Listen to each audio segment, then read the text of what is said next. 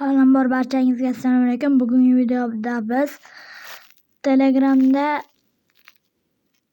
boshqa akkauntlarga yozishni oson yo'lini ko'rib chiqamiz. Avvalambor Telegramga kirib olamiz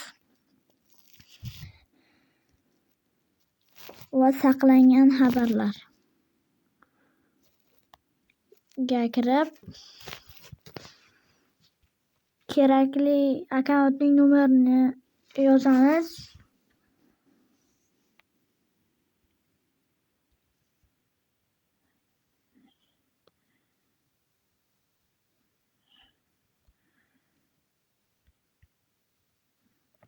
Yozgandan keyin tashlaymiz va ustini bossak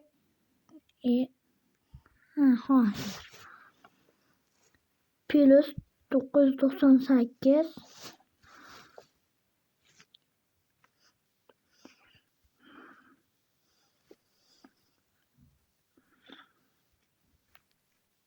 hop, tashladik. Endi ustini bossak eng tagidagi profilni ko'rsatib bosamiz va mana ochib beradi. Video yoqqan bo'lsa like, obuna va hammangizga xayr.